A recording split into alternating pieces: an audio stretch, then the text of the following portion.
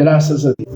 Romanos, capítulo de número 12, versículo 1 em diante. Romanos, capítulo 12, versículo 1 em diante. Lembrando que toda quarta-feira nós estamos aqui em Alcântara, na rua Gustavo Maia, 131, no culto de consagração, sempre às 9 horas da manhã.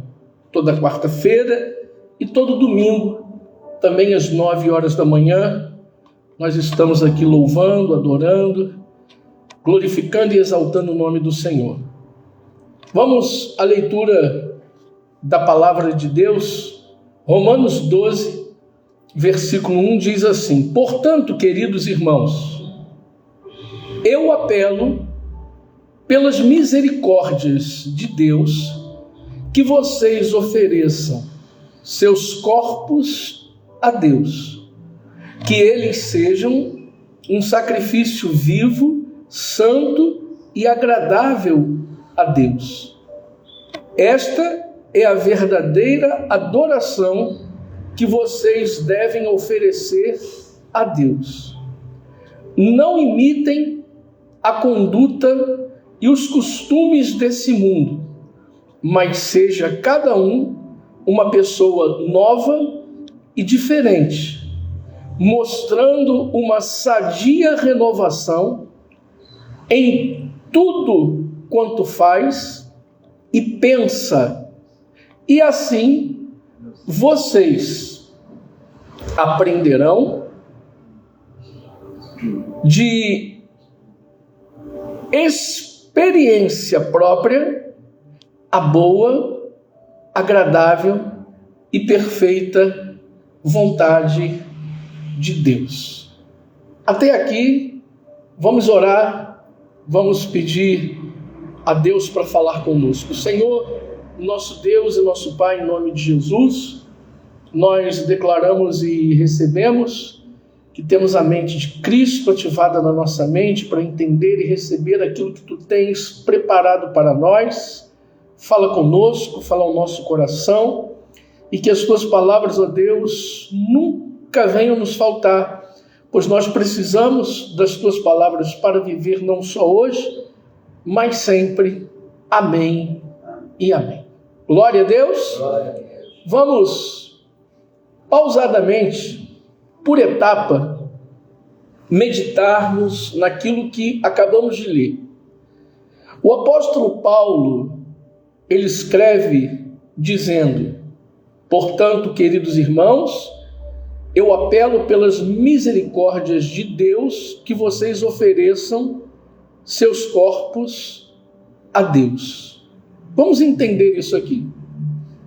Paulo está dizendo para que a igreja ofereça seus corpos a Deus, ou seja, ele não está falando somente do corpo carnal.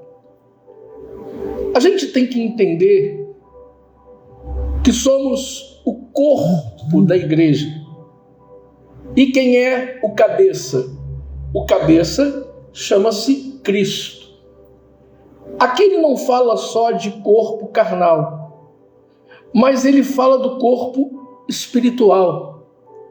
Esse mesmo apóstolo Paulo, ele traz o seguinte ensinamento movido pelo Espírito: andem em espírito, para que vocês não satisfaçam as vontades da carne. Por quê? A vontade da carne é uma e a vontade do Espírito é outra. E aqui ele está querendo dizer o seguinte, que a gente não tem que medir esforços para adorar a Deus, para estar na presença de Deus, para buscar a Deus, para ouvir a palavra de Deus, para louvar a Deus. Por quê? Porque Deus é tudo em todas as coisas. A gente sabe que se nos afastarmos de Deus, nós não iremos conquistar absolutamente nada. Por quê? Porque sem Deus a gente não pode nada. Mas com Ele a gente pode todas as coisas, porque Ele nos fortalece.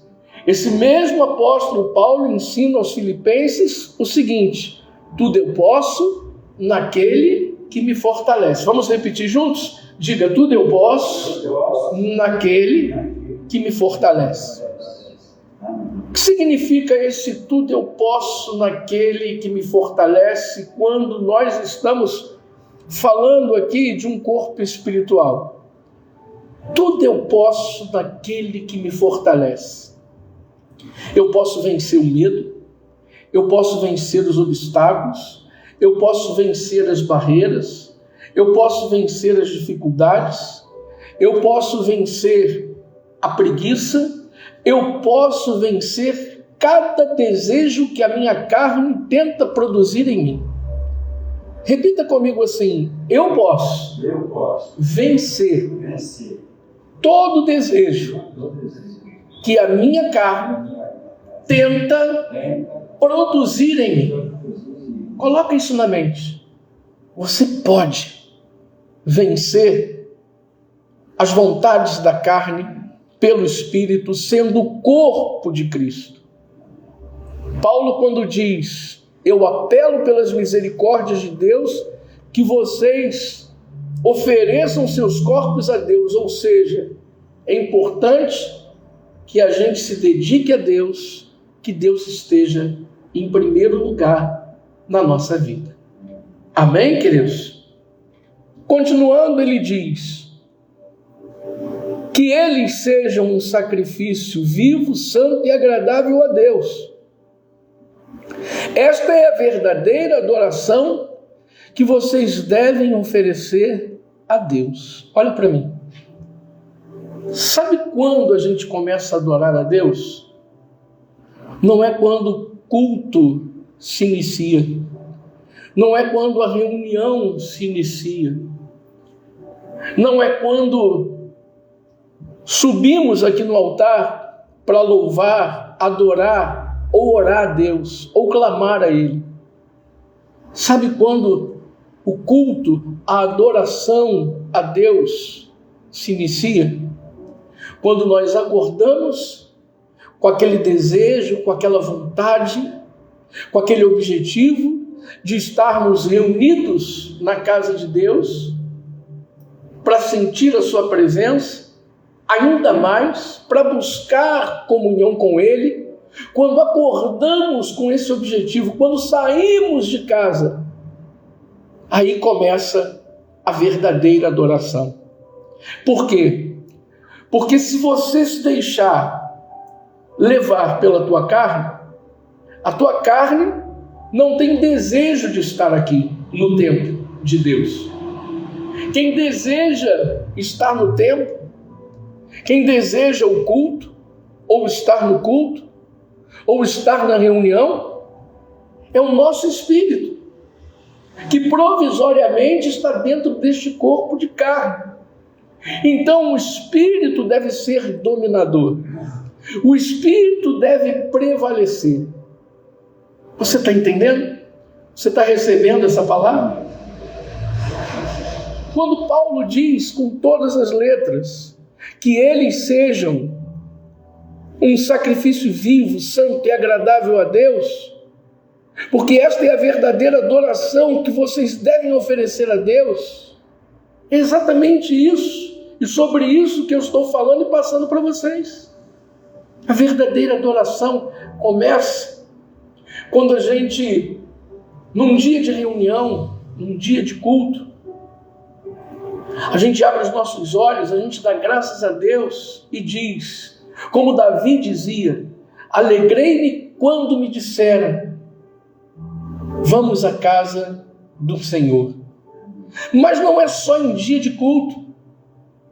O dia que não tiver reunião no templo, o dia que você não for se reunir no templo com os irmãos, quando você acorda e dá graças a Deus e tem gratidão a Deus, você já acorda louvando a Deus, você já acorda dizendo: Jesus, eu te amo, tu és maravilhoso, obrigado porque O Senhor me concedeu mais um dia de vida. Quando você acorda nesse espírito, essa é a verdadeira adoração que Deus deseja da gente. E por que eu digo isso? Porque tem gente que acorda reclamando. Reclama porque é segunda-feira. Reclama porque está quente, está calor. Reclama porque está muito frio. Reclama porque está chovendo demais. Reclama porque tem que ir trabalhar. Reclama porque tem que ir estudar.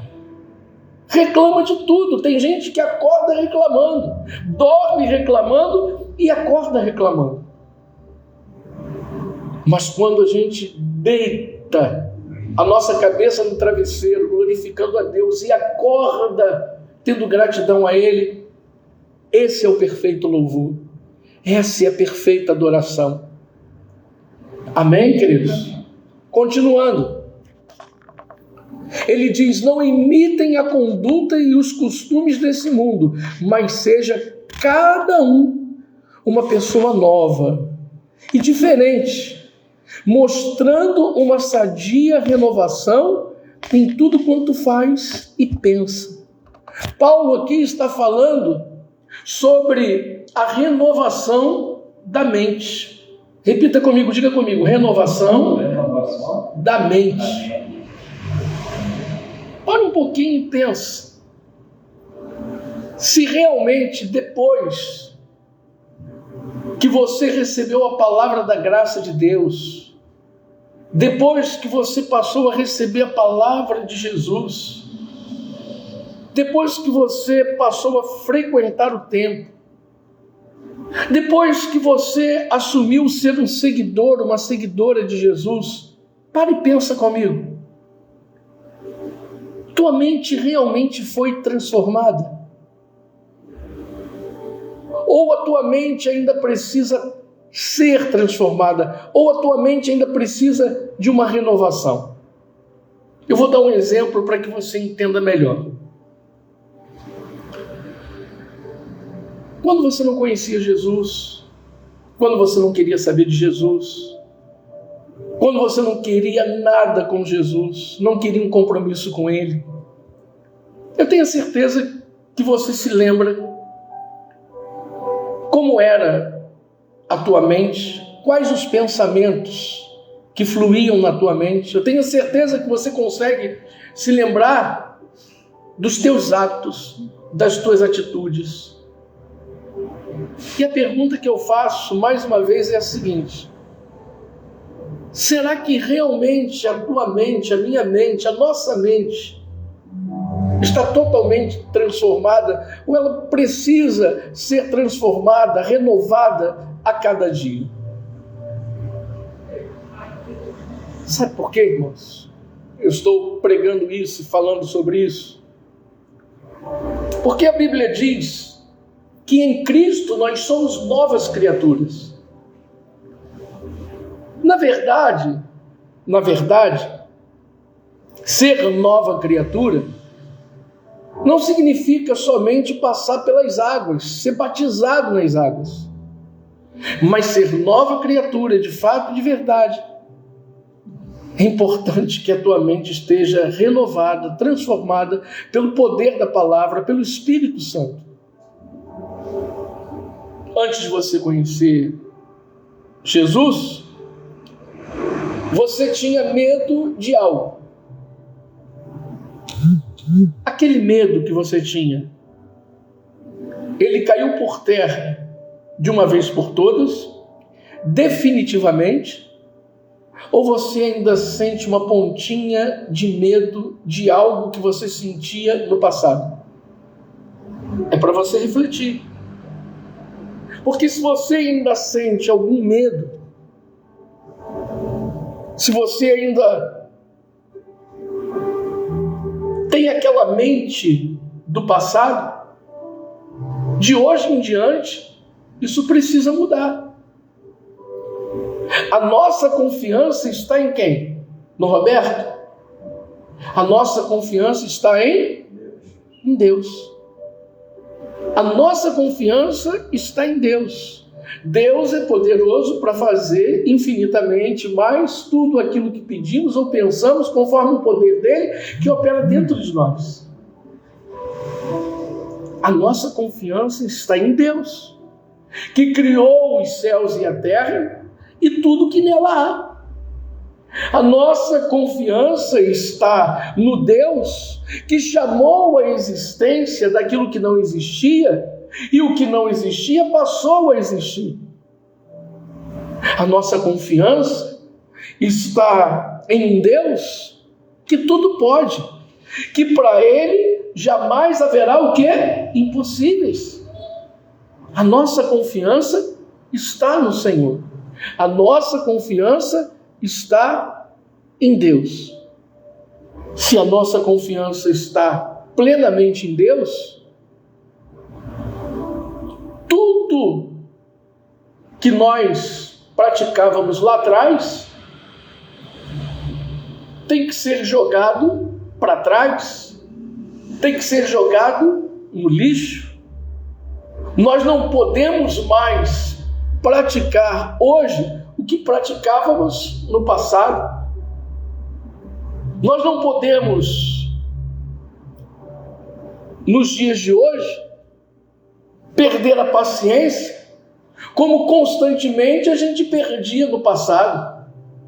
Se somos novas criaturas, estamos conscientes de que a nossa mente está renovada, então eu não posso ser mais aquela pessoa impaciente que eu era. Eu tenho que ter paciência, porque eu entendo que Deus está no controle de tudo. As pessoas impacientes, elas caminham, elas andam pelas suas próprias ideias, pelas suas próprias convicções, pelas suas próprias filosofias. Agora, a pessoa que é paciente, ela entende que Deus está no controle e que nada irá lhe abalar. Eu gostaria de falar também sobre isso. Não se abale por nada. Quando algo vier te confrontar, quando você receber uma má notícia, quando alguém vier te afrontar, quando alguém te caluniar, quando um problema surgir, quando uma barreira enorme chamada dificuldade se apresentar a você, lembre-se, Deus está no controle de tudo e nada pode me abalar. Porque hoje você não é conduzido pelo homem, você é conduzido em triunfo por Deus. Repita isso comigo, diga: eu sou conduzido em triunfo por Deus. É Deus quem nos conduz. É Deus que dirige a nossa vida. É Deus que guia os nossos passos. Aconteça o que acontecer, haja o que houver, Deus está no controle. E quando você age assim, sabe o que você acaba fazendo? Louvando a Deus, adorando a Deus, mostrando para Ele que a tua confiança é plena e convicta nele. Diga glória a Deus. Diga: eu recebo essa palavra. Amém, queridos? Amém. E o apóstolo Paulo diz: não imitem a conduta e os costumes desse mundo. A gente tem que imitar Cristo. A gente tem que ser seguidor e seguidora de Cristo.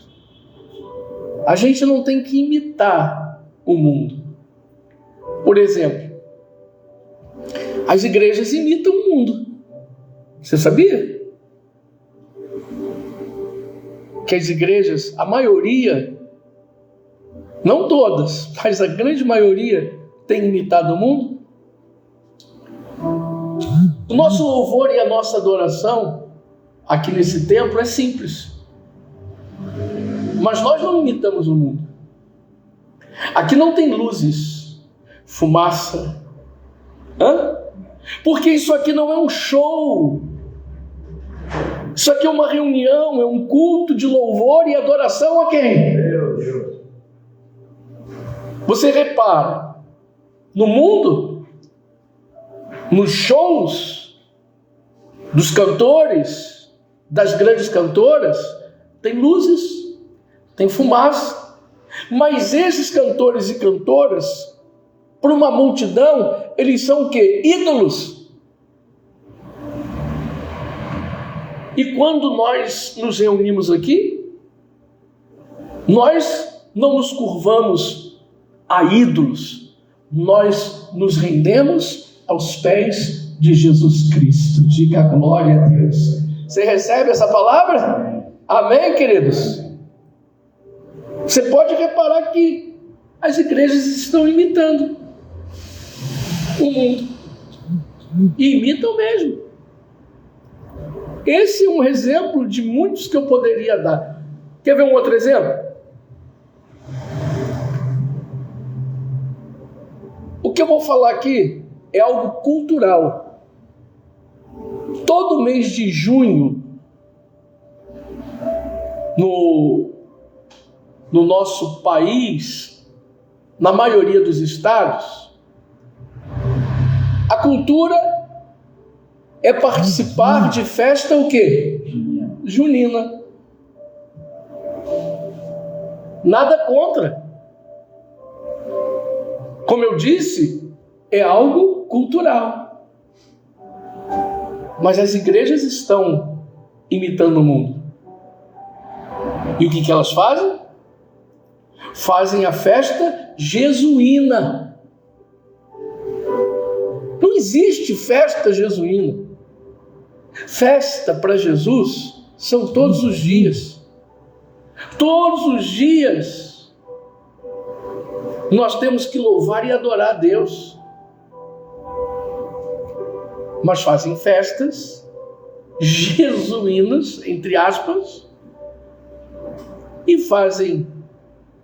algumas fazem fogueiras e participam e botam e colocam, melhor para vender, para arrecadar fundos, as comidas típicas de uma festa junina, que é algo da cultura do nosso país. Não imiteis o mundo ou as coisas desse mundo. Nós temos que ser imitadores de Deus, inclusive no nosso caráter. Você está de acordo? Amém. Glória a Deus. Amém, irmãos? Ele diz aqui, olha, mas seja cada um uma pessoa nova e diferente, mostrando uma sadia renovação em tudo quanto faz e pensa. Preste atenção numa coisa que eu quero falar para você. Uma mente doente, uma mente religiosa, uma mente cauterizada, age e pensa da seguinte maneira. Uma mente que precisa ser transformada, que ainda não foi transformada, ela age da seguinte forma. O irmão Francisco, um exemplo, passou por mim e não me deu bom dia. Se eu tenho a mente, se eu possuo uma mente que necessita de uma transformação, se eu tenho uma mente doente, se eu tenho uma mente religiosa, eu vou pensar da seguinte maneira: poxa, o irmão passou e não falou comigo, mas deixa. Quando ele passar da próxima vez e me der bom dia, quem não vai responder sou eu. A mente doente age assim. Agora, uma mente transformada pensa da seguinte maneira: bom, o irmão Francisco não me deu bom dia, vou orar por ele. Ou ele não ouviu, ou ele estava distraído, ou ele estava preocupado com alguma coisa. De repente o irmão está passando por uma luta. A pessoa não carrega consigo o espírito de vingança. Ela compreende. Uma mente renovada consegue compreender tudo e todas as coisas, porque uma mente renovada não anda segundo a carne, mas anda conforme o Espírito. Diga glória a Deus. E eu estou falando isso, e isso de repente já aconteceu com a gente. Quando a gente tinha a nossa mente cauterizada, quando a gente tinha a nossa mente... que não havia a mente de Cristo ativada na nossa mente. É por isso que a gente sempre declara que a gente tem a mente de Cristo. Que Deus toque sempre na nossa mente, ilumine a nossa mente. E abra a nossa mente, ilumine os nossos olhos. Para que os frutos do Espírito floresçam na gente. Amém, queridos? De repente a gente já agiu assim. De alguém passar, não falar com a gente, e a gente, sabe, lá atrás, em tempos passados, com a mente fechada, de repente a gente já pensou assim: fulano passou e não falou comigo, ele vai ver só uma coisa. Não. Hoje, a maneira de pensar tem que ser outra. Diga glória a Deus. É como o apóstolo Paulo diz aqui, olha, a gente tem que ser uma pessoa nova e diferente, mostrando uma sadia renovação na nossa mente em tudo que a gente faz ou pensa. Veja, a verdadeira libertação está na nossa mente. A nossa mente tem que estar transformada, mas a gente só consegue transformar a nossa mente se andarmos em espírito. E para a gente andar em espírito, a gente tem que buscar a Deus, ter comunhão com Deus, ler a palavra de Deus, ter sede e fome da palavra de Deus. A gente tem que orar, a gente tem que vigiar, a gente tem que jejuar. A gente tem que estar constantemente em sintonia com Deus. Aí a nossa mente se transforma, se abre, se renova. Recebeu essa palavra? É a palavra do dia para a gente, nessa manhã abençoada. Glória a Deus. Então vamos mudar a nossa maneira de pensar, vamos mudar a nossa maneira de agir. A gente não pode ser, você não pode ser uma pessoa arrogante. Você tem que ser uma pessoa amável. O que se move em nós? O que habita em nós? Não é o Espírito Santo? E aí eu pergunto, o Espírito Santo é arrogante? O Espírito Santo é ignorante? O Espírito Santo maltrata alguém? Então, se a gente tem o Espírito Santo e cremos definitivamente que o Espírito Santo se move em nós, está selado em nós, nós não podemos dar maus testemunhos. Nós não podemos envergonhar o Espírito Santo. Nós temos que ser agradáveis, nós temos que ser compreensíveis. A gente não tem que arrumar contenda, criar contenda. Tem gente que gosta de criar contenda. Tem gente que gosta de arrumar confusão. Tem gente que gosta de falar dos outros, fazer fofoca dos outros. Isso tudo desagrada a Deus. A gente está aqui para fazer aquilo que Deus quer que a gente faça. E essa é uma das coisas. Esse é um dos ensinamentos que Deus deseja que a gente coloque em prática. Levante a sua mão direita e diga assim comigo: Senhor Jesus, eu te agradeço por mais uma palavra abençoada que alimentou meu espírito e que falou o meu coração. Diga: Senhor, muito obrigado, porque eu saio daqui hoje com a minha vida abençoada e com o meu espírito bem alimentado e com a minha mente renovada, transformada, em nome de Jesus. Diga amém.